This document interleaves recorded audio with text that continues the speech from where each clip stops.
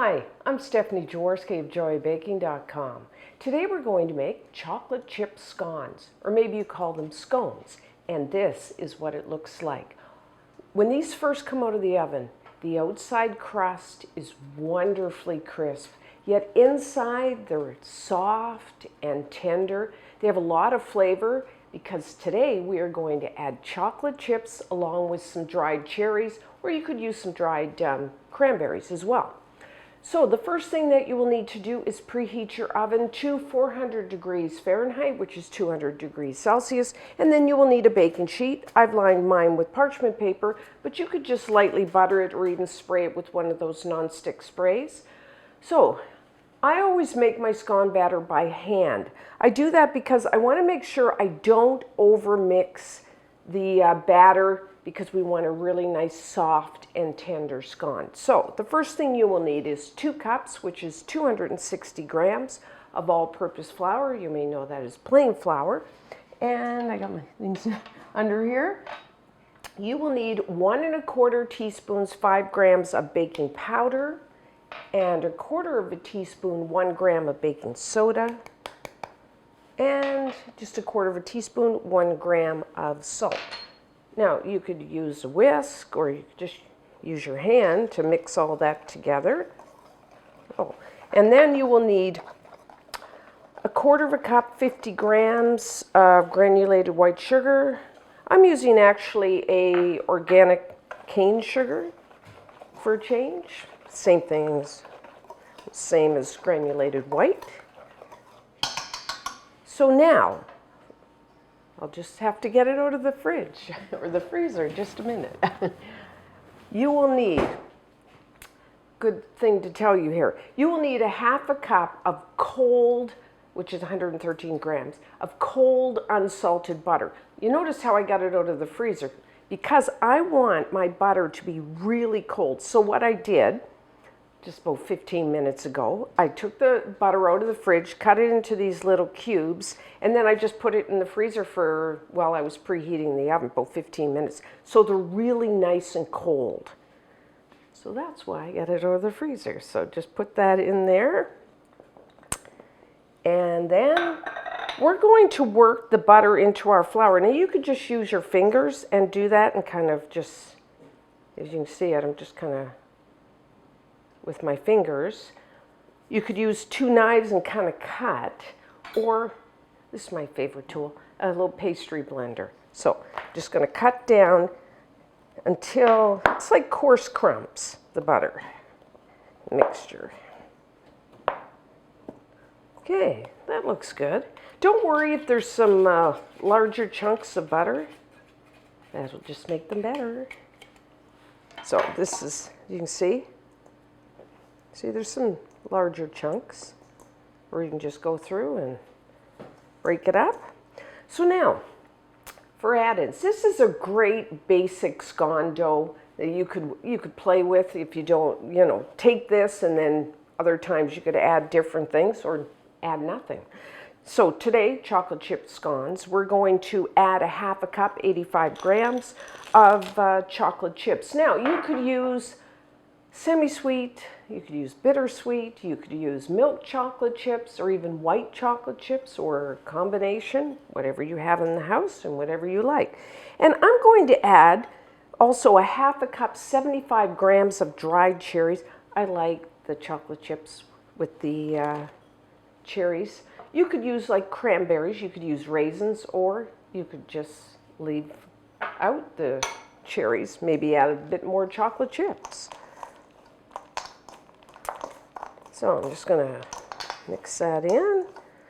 And then we're using buttermilk today. You will need somewhere between 2/3 to 3/4 cup, which is 160 to 180 milliliters or grams. The reason I give a range is, it depends, the flour, how much liquid it will absorb, and a lot of that has, how your flour was transported, how it's stored, how much liquid it will take.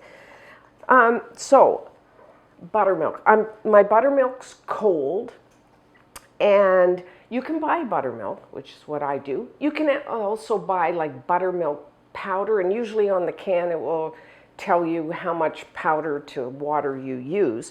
Or you don't have either of those, what you can, a really good substitute is take 1 cup of milk, which is 240 milliliters or grams of milk, and then stir in 1 tablespoon either of lemon juice, or you could use a vinegar. Just stir that, let it sit on your counter about 10 minutes, and then it will like sour your milk, which is, you know, a good substitute for commercially made buttermilk.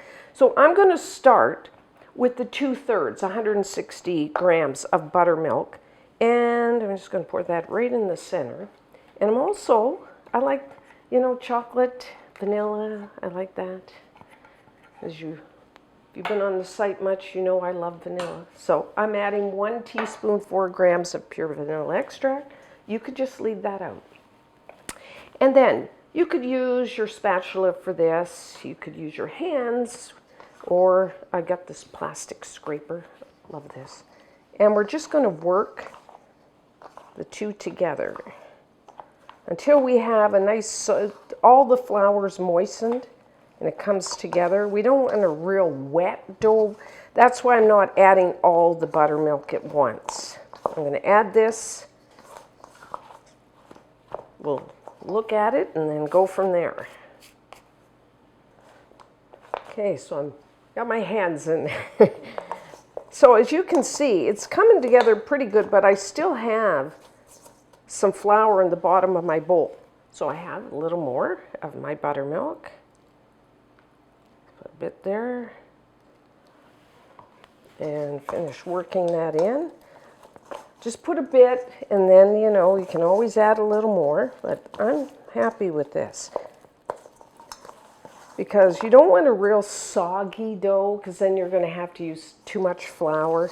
And that's when you start to not have that really soft and tender scone, which is what we want. So I'm happy with that. Move that out of the way. So now, on a floured surface, let's put some flour down. Just going to bring a little flour on top, bring it together. If you have to knead it a couple times, that's fine. And then we're going to, I'm just going to pat it. I mean, some people roll, just pat into about a 7-inch round. It's about 18 centimeters. I'm just going to, you can get your ruler out. If it's the first time making, that's fine. If you have, I'm just going to distribute my, if they're not distributed evenly, try to get it the same thickness. That's about right. And then we are going, I'm going to cut, you could get out your cookie cutters if you want and do rounds, or you could do squares. I'm going to do the wedges. Seems to be what a lot of the bakeries are doing, so that's what we'll do. So you could use a knife, or if you have a bench scraper, I'm just going to cut my circle in half. I'm going to make 8, and then half again, and half again. And then just evenly distribute them onto your baking sheet.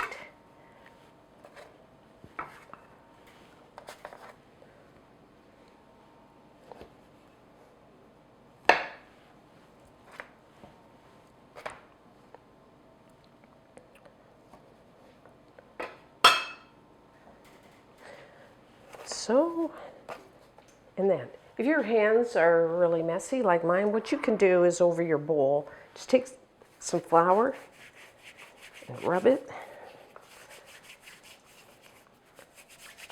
Like so, get rid of most of it. So now I like to brush the tops of my scones. I'm using a little cream here. You could use just milk, or you could use an egg wash if you want. So just with a pastry brush. Just brush the tops. I mean, you could sprinkle a little sugar on the top there if you want, but I'm not going to.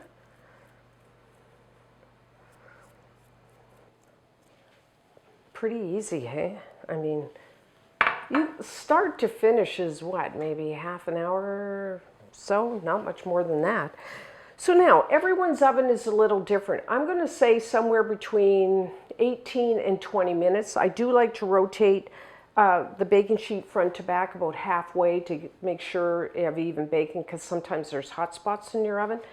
So what you're looking for, we'll look at this one because I baked these off before, is golden brown on both the top and the bottom. That's how I like them. So it's nice and crisp, and yet inside's really soft and tender. So usually I just go by looking at them golden brown. You could take a toothpick and insert it into the center, it will come out clean. So I'm going to say somewhere between 18 and 20 minutes.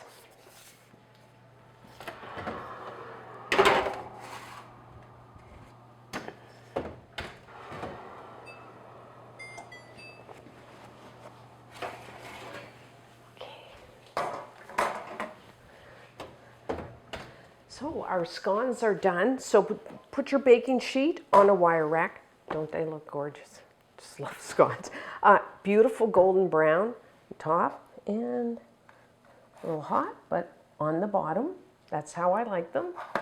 So I'm going to let them cool a few minutes on the baking sheet, and then I'm going to take my metal spatula and transfer them to the wire rack to finish cooling. I'm going to come back when they're still a little warm.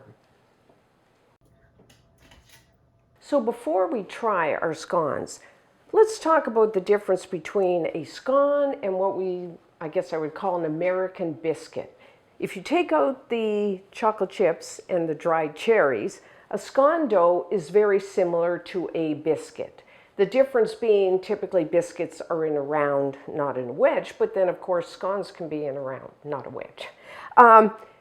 And whether you're making a scone or you're making a biscuit, the sugar content can vary. I put like a quarter cup of 50 grams of granulated white sugar. You could use less, like sometimes biscuits have none, sometimes scones have no sugar. A lot of times, especially I live in the States, I go to a bakery and I buy a scone, it's a lot sweeter than what I make. So you could up that if you want a sweeter scone. So it's a really versatile dough. And you know, if you're making scones and you don't like chocolate chips or dried cherries, you can just leave that out and make plain ones. You could add, you know, some nuts, you can add some zest, crystallized ginger. Actually, go to our joybaking.com website or our YouTube channel, and I have lots of scones. I have some biscuits, and I have lots of scone doughs because I just love them. As far as the pronunciation, I get a lot of pushback. I say scone. If you live in the States, you probably say scone. I always have to, when I go to a bakery, I always have to change my pronunciation because I say a scone, and they just kind of look at me. How you pronounce it depends on what country, and even within the country, what region. You know, my dad was British, and my grandparents, they said scone. I guess I just grew up with that, so I didn't know that there was another pronunciation. So we are going to have to agree to disagree whether you say scone or scone. So with all that, let's try one. As you can see, the outside is wonderful. And like I said, if you can get these warm from the oven, the outside crust, I can just feel it's nice and crisp. Oh, like I said, have one fresh out of the oven. The outside, it's wonderfully crisp. Inside, they are soft and tender. And the buttermilk makes scones almost like, you can use some recipes, I even have them, that use cream or milk. This gives you the difference between whether you use cream or milk or buttermilk is this gives you a more bread-like texture. I love them. They're just so good. So these, like I said, are best the first day. Let's face it, they are. But you can cover and store them. I I eat them the next day. You can freeze them. You could reheat them in the oven or even in the microwave. But the one thing, you must make these. And until next time, I'm Stephanie Jaworski of joyofbaking.com.